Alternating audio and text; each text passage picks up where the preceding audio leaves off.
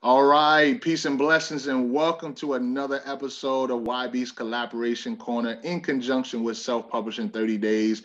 I am your host, Rob YB Youngblood, President of Sales for Self Publishing 30 Days, and your LinkedIn locksmith. I have the pleasure of being with Christina Callaway, mindset and confidence coach, who's out there killing the game, as you can see with that smile that she has on her face. She has tremendous amount of energy. Christina, welcome to YB's Collaboration Corner. How are you doing today? I'm good, YB. Thank you for having me. Thank you for being here. So, as custom, whenever I invite folks to come on, I'd love to know, where are you from? Where's your hometown? Like, where do you hail from? I am from Athens, Georgia. Athens, Georgia. Okay, wonderful. Tell us a little bit about Athens, Georgia. How is obviously when people, it's crazy because when people that's not from Georgia hear Georgia, they only think about Atlanta. At least I do. So where is Athens, Georgia, and are you still there now? I am. And right now, people do know where Athens, Georgia is because the Bulldogs are number one. Ah, come on now. So we are on the map. But for the University of Georgia, they probably wouldn't know anything about Athens. Yeah. So it's fun right about now to be from Athens. It's a lot of chaos going on right now because of that. In fact, they have a home game tomorrow, and thankfully it's the last home game. Wow. So we don't have all that traffic and congestion. But I actually did go to the University of Georgia, and I was a cheerleader there. Okay, very good. You got some cheer in you. I can Yeah, tell. but That's I'm not, contrary to what most people think, I'm not the rah-rah type. I was okay. a gymnast for about 10 years. I was a competitive gymnast. And Oh, I only tried out for cheerleading when I got to college. I never cheered when I was in high school or middle okay. school or anything like that. Didn't have Uh-huh. the desire, didn't want to do it. Yeah. But when I got to college, I was like, you know what? Cheering is easy. Hmm. It's political to be able to get in there, and I don't know anyone, Right. but I could go to the games for For free. free. Okay, that's And your I motivation. am Come a on now. football fanatic. So I'm a sports fanatic. Okay. So I figured out a way where I could go to football games and basketball games and get there free. Oh, yeah, I'm trying out for this. I love it. I love it. That's how you work the system. I love it. I Yeah. might have to let my daughter. So my oldest daughter, I have two daughters. My oldest daughter, she is just getting into cheerleading. So, Okay.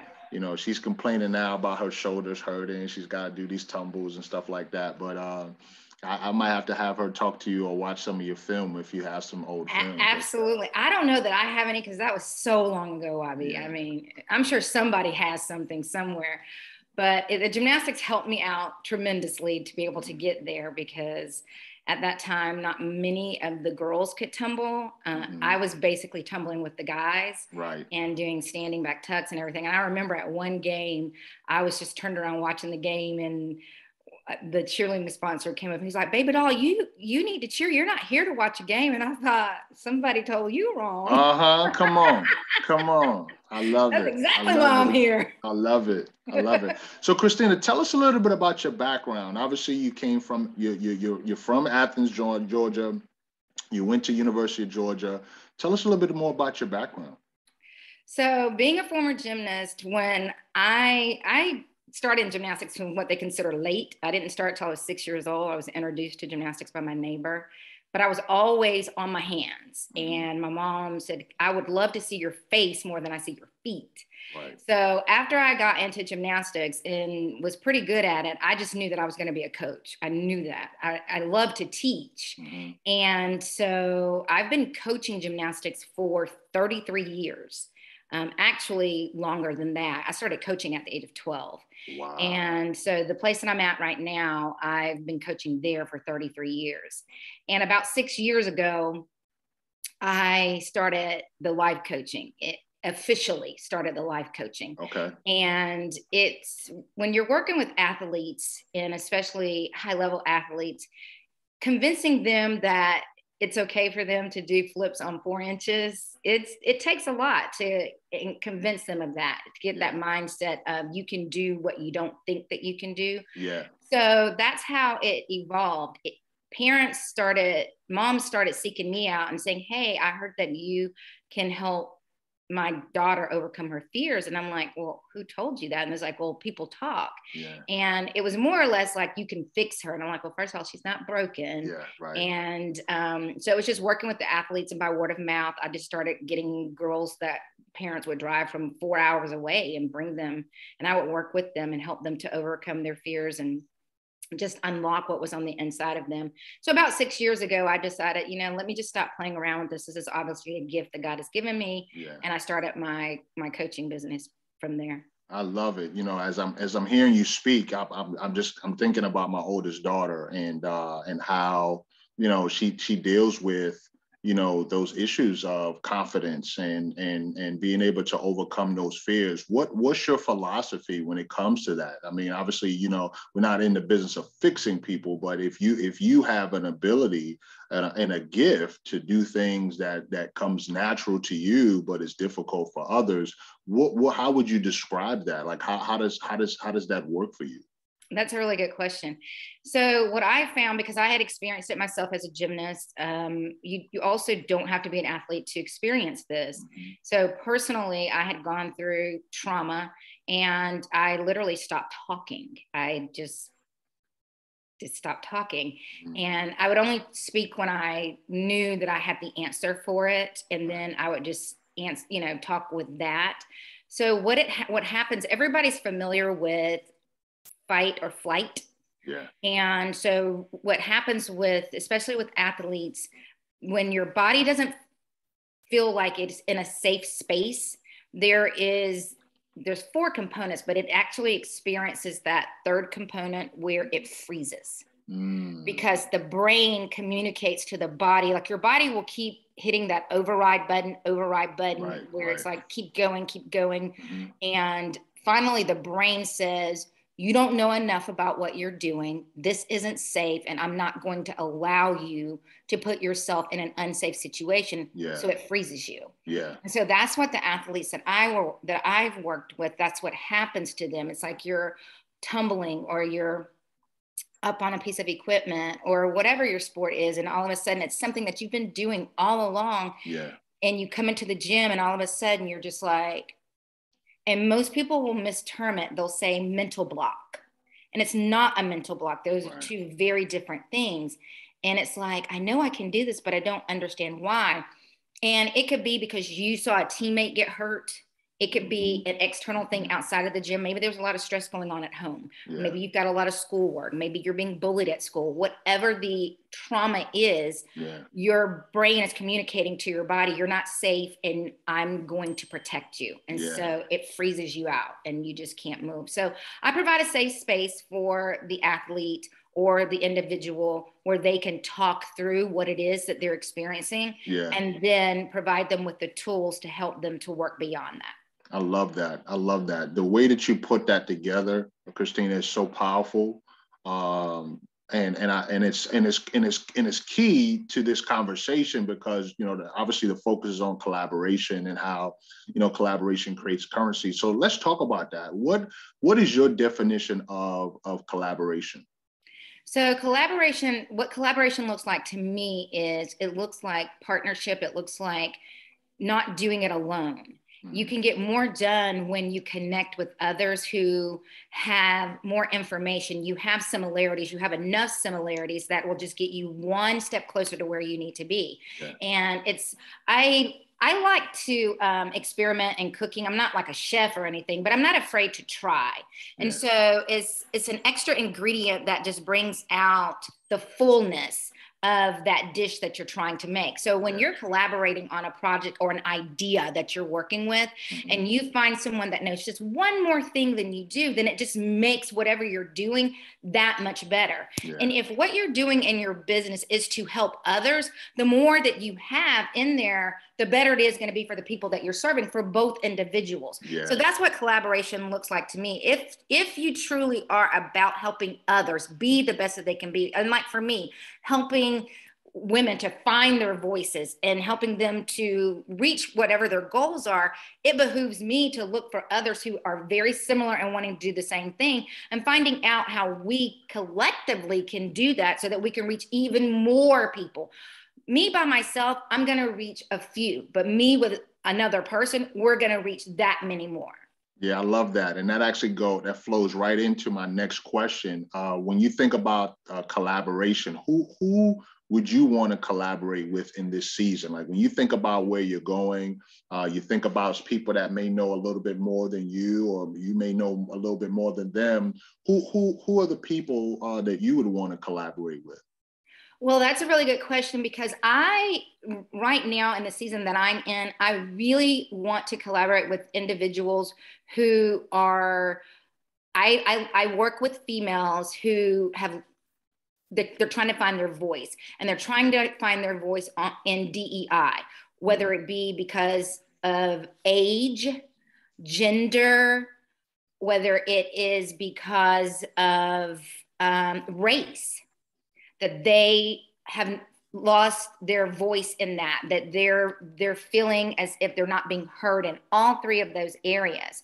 And so someone who has those similar things that they're trying to do the same thing, that would be an ideal collaboration for me. Doesn't mean that I'm not working with athletes anymore. Yeah. Because I mean, that's been my previous background. But right now, for my focus, because that's near and dear to me, because I've had experiences where I've not been heard in all three of those areas. That's where I'm at right now, helping women to find their voice, so they're not labeled the angry Black woman, or the person that's just always trying to make fuss, or anything like that, but that they can learn how to be seen, how they can be taken seriously when they're the only female sitting at the table in their office. That's who I want to be. I want to make collaborations with individuals like that. Yeah, I appreciate you sharing that. And it's such a needed opportunity for many people, because as you stated, you can get so much further with working with folks than operating by yourself. Talk a little bit about, what the coaching that you do. Obviously, you're unlocking the confidence for women. What's the biggest challenge in being a coach? What would you say is your biggest challenge in operating in your current space? It is really right now, the biggest challenge for me is finding the clients, finding the correct platform to be on to locate the clients. Okay. That's been the biggest challenge. Okay. Well, that's good. I'm the type of person that when people tell me their challenges, I always look for ways to be a solution finder. So as we begin to land the plane, Christina, well, I'm going to ask this question first, and then I'll go back to this original question. What would you say to people that are just getting started in their career journey? If they are a gymnast that's coming out of college, or maybe they've operated on a professional level, Olympic level, or they're getting into coaching, or they're just getting started in their career, what would you say? What words of wisdom would you share with someone that is just getting started? That's a really good question. The first thing that I would say to them is to make sure that they are knowledgeable about what it is that the problem that they're going to solve. Mm-hmm. Know what that is. And if they feel like, even though in the coaching industry, it does not require for you to have a certification, if they want to set themselves above others, always do that. I have that. I feel like that sets me above others. It makes me legitimate in my eyes, and that I can be taken serious. It's not a requirement, but for me and my standards, it is. Mm-hmm. The next thing that I would tell them is to always be coachable.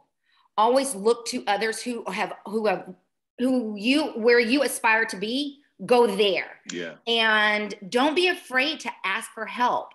Find you a mentor. And in the coaching business, that is a business coach, but always seek to learn from others. The moment that you stop seeking to learn is the minute that you're going to die. Amen. And the third thing that I would tell them to do is to find the problem that you want to solve. Right. I love that. That is powerful. I'm getting chills just hearing you share that, Christina. Thank you for doing that. So I'm going to throw you a quick curveball, and then we're going to land the plane. Okay. So Okay. if you had the opportunity, obviously you're talking to someone who works with a publishing company. We love to say that we're the #1 self-publishing company in the world. So if you had the opportunity to go anywhere in the world to write your next book, say for example, you're ready to move forward and write that, and you can go anywhere in the world and we were going to pay for it, where would you go? Turks and Caicos. Turks and Caicos. Why would you do Turks and Caicos? Because I love the sound of the ocean. The natives there are so welcoming and kind, and it's very peaceful, and there's solitude there. Like I wouldn't have any distractions, and I feel like that just the sound of the ocean, and I've gotten away, that I would just be able to focus on getting it done there. I love it. I love it. That's for now. We ask a lot of folks that question when they come on, or I ask a lot of folks that question when they come on. I haven't heard Turks and Caicos yet, so thank you for setting the trend on that one. So as we land the plane and we wrap up, Christina, please tell everyone, how can they connect with you if they want to collaborate? If they love what you're talking about, they want to collaborate with you, they want to connect with you, what's the best way for them to do that? Well, they can do that by texting the word discover to 668-66. They can also go to my website, which is ChristinaCC.com. And they can find me on LinkedIn at Christina A. Callaway. And I'm also on LinkedIn and Facebook at Christina Mindset Coach. I love it. I love it. Listen, make sure to reach out to Christina. You will not regret it. Her energy is contagious. If you just look at that smile, it's contagious. You can't help but smile when you see a smile like that. So, Christina, thank you for blessing us with your presence, with your time, and your energy. For those of you who are watching, we are Self-Publishing 30 Days, where our focus is to support aspiring authors to become published authors. We tell you all the time, this is the year for your new book, but we want to encourage you. Be encouraged. Be blessed, but most of all, continue to share the faith. And the way that you do that is by walking in your gift, because your gift will make room for you. We'll see you next time. Peace.